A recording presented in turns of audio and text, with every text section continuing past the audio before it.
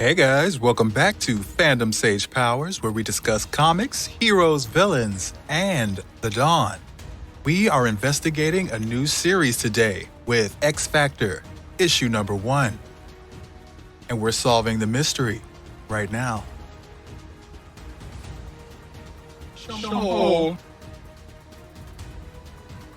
Jean-Paul, are you okay?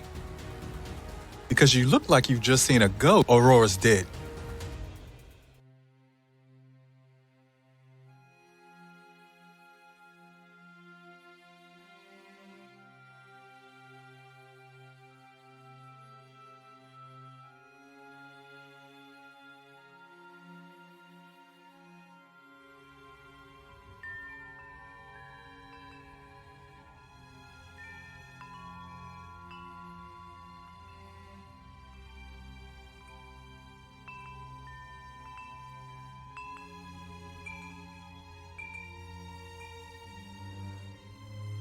You ever think about how you're the resurrection special sauce, Hope?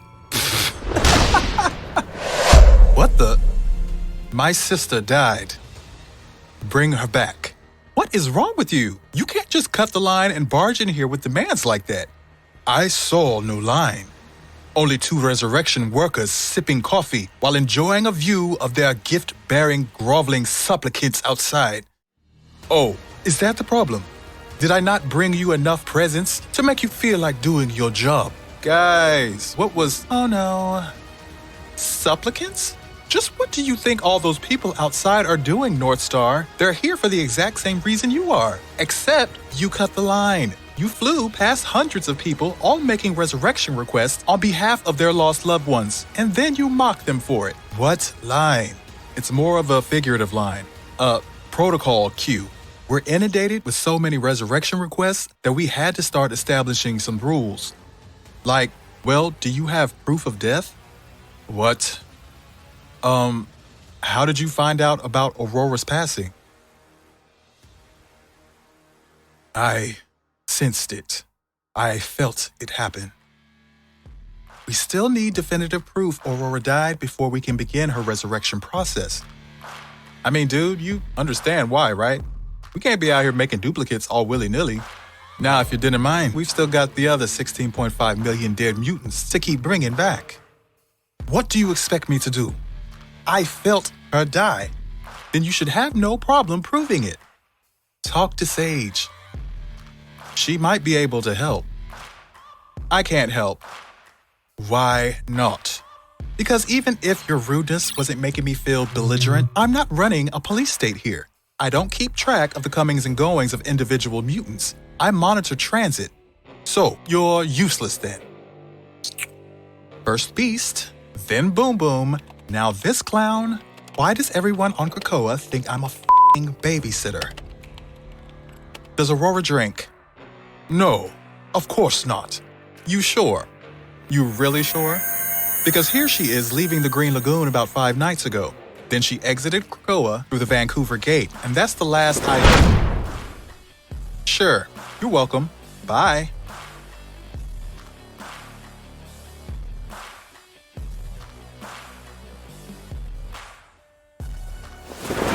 Hey, JP. Good to see you.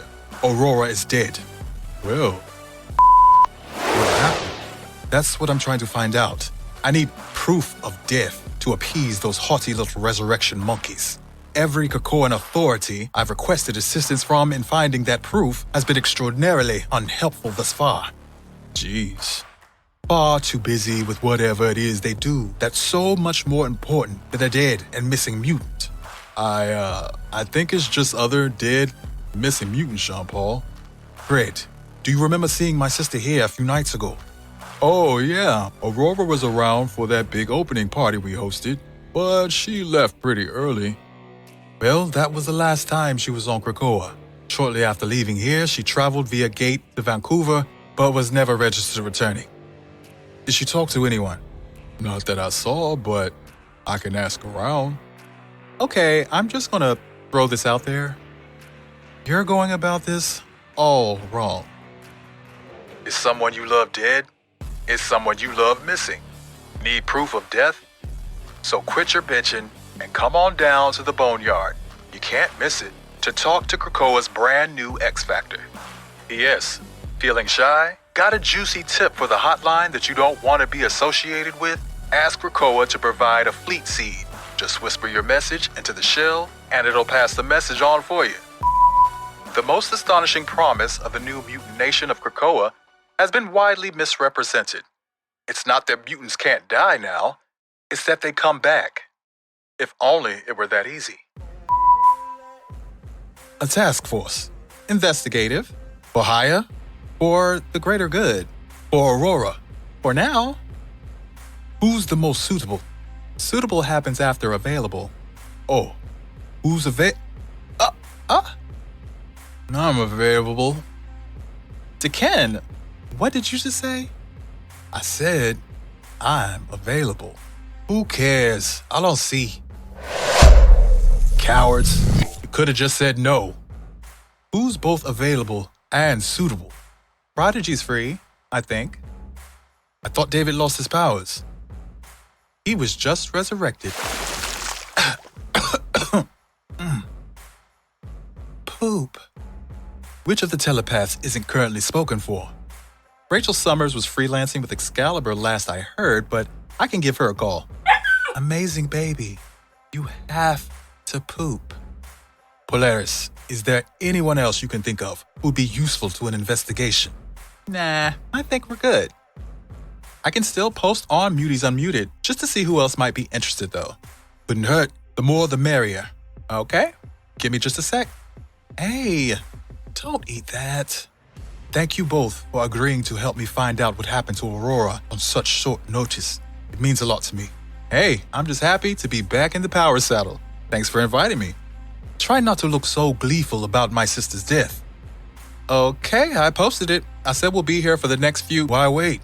It only took me 5 minutes. That's really not the boastful innuendo you seem to think it is. Oh, is that what we're doing? Well, in that case, it would only take me 3 minutes if you were having a good day. Not you. Go away. Oh, what is it, Northstar? You too good to work with reformed rabble? Because my supervillain days were a long time ago. I was finding myself and really eat, pray, killing it at the time. No, it's that I don't enjoy messes. You are 12 kinds of messy to Ken. Shh, no, sweetie, it's okay. It's okay. You're such a potent concentration of disaster bisexual that I fear your chaos is contagious. Nah, not when you've got distinguished bi prodigy around to keep things balanced. Well, we still don't need an enforcer or whatever it is you seem to think you have to offer an investigation. Come on, sweetie, please. Don't you want to see Grandma? No, her breath is stinky like Dookie. Enforcer? That's typecasting. Oh, do you do anything other than slice and flirt? I didn't know. As a matter of fact, I have many talents. So how about we all just calm down? Huh?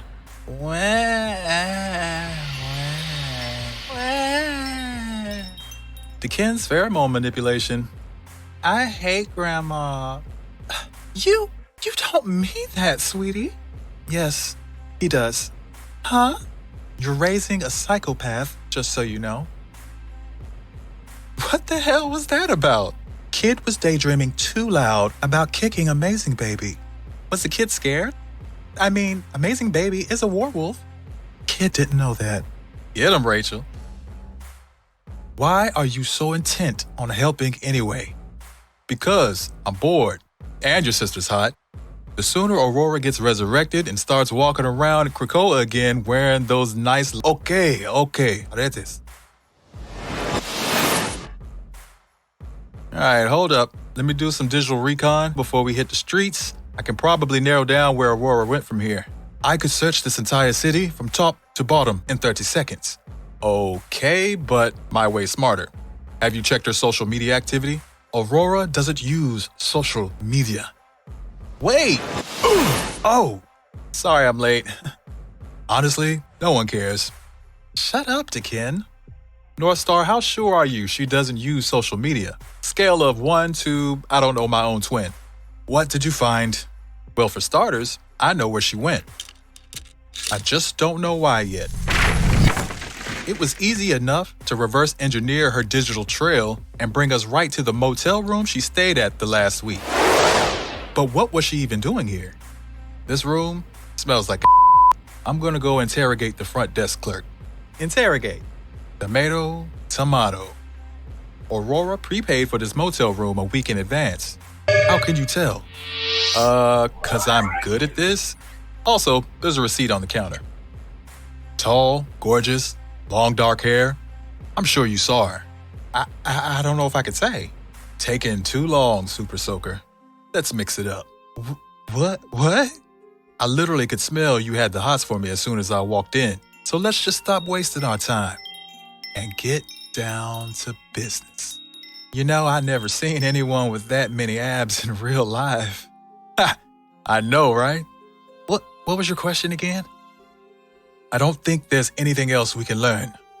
We need to figure out where she went after this. She expected to come back. Okay, so there's a mostly full travel-sized toothpaste that I bet was purchased for this trip. So what we do is backtrace the barcode to see when and where it was purchased, and then cross-reference. Or I could just, telepathically watch her last moments in here by myself instead. Everybody always forgets about my chrono skimming. Okay, I've got her. I'm seeing Aurora's last moments in here. She doesn't seem to be in any distress. If you have this ability, why not just tell us how and where she died? Because I can't. My chrono skimming ability is so vast and so unfocused that I have to use psychometry to even pick up the correct psychic temporal trail first. I look for objects she's interacted with to serve as my telepathic runway lights to keep following her through time.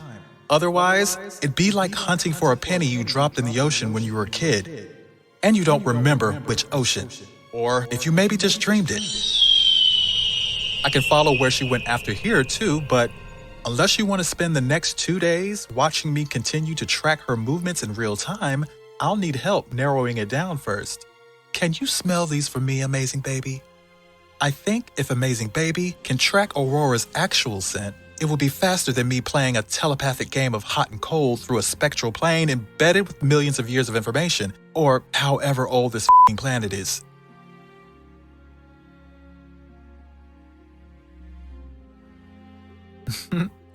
Yeah, the same car. Every time. Local plates. Always the same guy? Look like a romantic interlude if you ask me. How do you figure? She took the trouble of doing her hair all nice, wearing all those pretty little dresses for him. That's right, Amazing Baby. Good boy. Hey, aren't those your mutie pals? Huh? Oh, thanks for the help. Hey, learn anything? Yeah, that we're leaving. Sorry.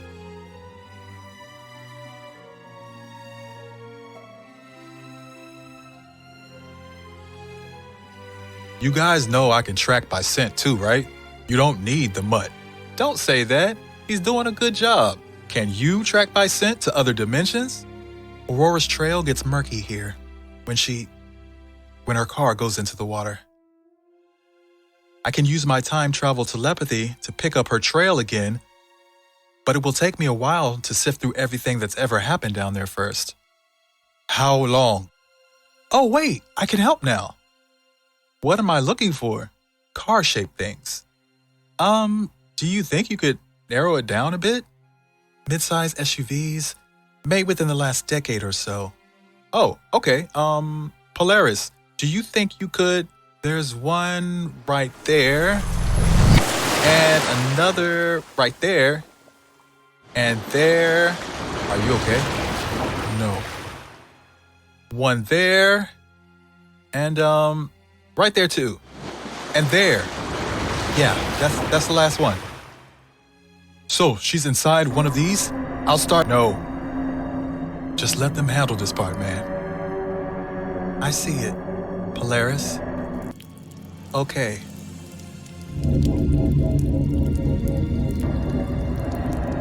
plates match the motel's parking ledger. This is what we came here for, right?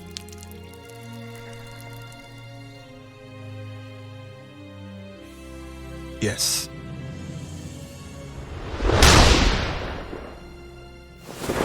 Here then.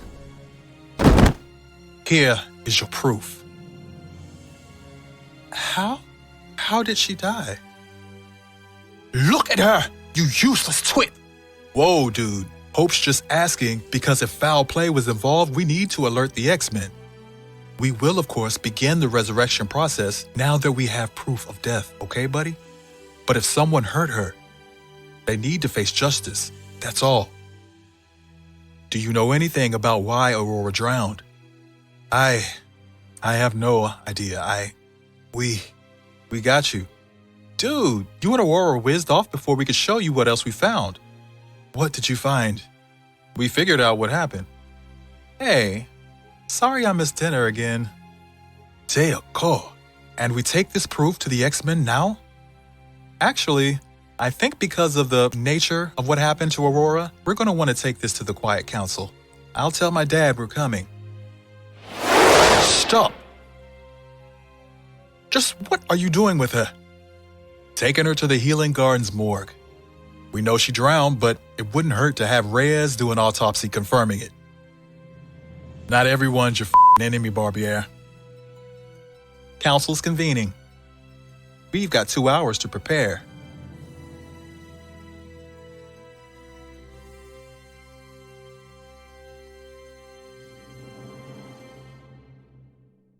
At 6:37 this morning, a body identified as Bellingham, Washington resident Eddie Avidan was pulled out of the Puget Sound. He was dead before he hit the water. Here's video showing Eddie's car swerving out of control and crashing through the guardrail, which I sourced from a nearby CCTV camera. It was foggy and raining when it happened, so can't make out a ton of detail, but you get the idea. We've also got photos of the recent skid marks on the blacktop to back this up. Right. And the tread pattern of those matches maintenance records for Eddie's car, and the vector trajectory of the marks align with the break in the guardrail. Human authorities, lacking the resources to retrieve Eddie's car, have concluded this was an accident due to the low visibility and inclement weather. Yeah, except when Polaris pulled the car out of the sound, we found a different story. The brake lines had been cut, and I also sensed carbon steel caltrops embedded in the tires. Here's a simulation we constructed of the vehicle tampering. iBoy used his selective spectral vision to single out a mechanical assembly wire frame, and then Prodigy's psychomimetic ability allowed him to— Yes, we can see how delightfully clever you all are. But what does any of this have to do with poor Aurora? She was the one driving. Dekin has heightened senses and could smell faint traces of brake fluid still clinging to the car, even after I brought it out of the bay. So he's who suggested we should check to see if the brake lines had been cut in the first place. You're welcome. Eddie hadn't even been in the car at all. He'd been standing where the guardrail brake is. We think he was lying in wait to dump Aurora's body in the Puget and retrieve his vehicle, but he miscalculated how the rain would affect the distance of a car skidding after crossing the line of caltrop traps he'd set. So far, our best guess as to Eddie's motives involves the anti-mutant terrorist militias he's been involved with in the past. Aurora most likely died because an anti-mutant bigot tampered with a car he knew she'd be driving, and he died because he was stupid. What we still don't know are all the whys of Aurora being there, or driving the car, or how Eddie knew where she'd be going.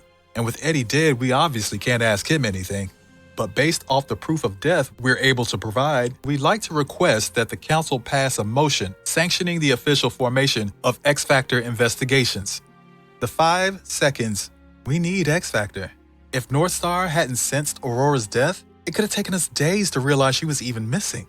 Sage mentioned she's already been contacted a few times with missing persons inquiries, but apparently this detracts from her normal duties. She might be persuaded to assist an X-Factor workflow in simply monitoring whoever does go missing, however. It has been discussed that a new organization should be formed with purposes of investigating mutant missing persons and suspected deaths and murders, so as to confirm when the resurrection process should begin. You all answer this first. Is this the assistance the 5 had in mind? Yeah, I mean, we've been slammed with resurrection requests, and we've got to figure out this Q priority stuff, like, now. we could use an X-Factor team's help in throttling the flow of resurrection requests. We're having to turn away too many people for lack of proof, and it slows us down. And Northstar wouldn't be the first person who's needed help finding the proof. But this is the first time anyone's ever done it, let alone in under a day. Any objections? Or are we all in agreement that this is to be done? Then it's settled. Bring them home, Lorna. Oh, actually, I nominate Northstar for leadership. Moi? Mr. Bobier, do you wish to lead the new X-Factor investigations? What? No. Wait. Okay. Yes, oui. D'accord. I will. Smooth. Lorna? A word? Of course. That was impressive, what the six of you accomplished today. But I'm concerned you would shirk such an important leadership role. Why have you done this? I have my reasons. Be that as it may, you have a name here. Mine. And with that comes no small measure of expectation. Father, if you had to describe my personality, what would you say? It's all right. I wouldn't know how to answer that yet either. But I would like to learn. You will return to the House of M for tea, regularly. Of course. Good night, Father. Good night, Lorna.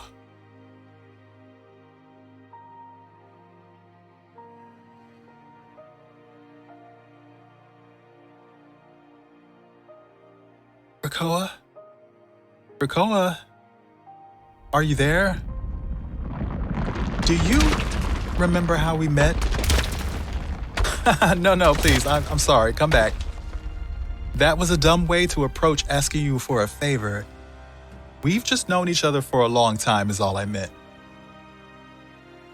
Could we try making something together? Thank you, Krakoa, for everything. I'd forgotten how mineral rich you are until I was living here. Every step I take on Krakoa's soil imbues me with strength, your strength. I don't even know if you could feel the connection the same way I do. But I've been meaning to thank you. Because for the first time in my life, I feel like a person and not someone's problem. And I used to feel alone all the time. But now, I feel you.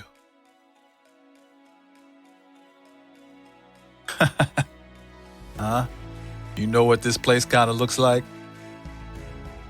I'm calling this place the Boneyard.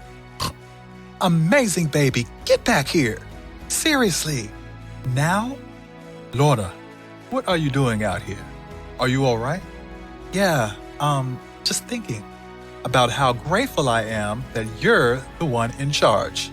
Can I still count on you to tell me when I'm doing literally everything wrong? Oh, always.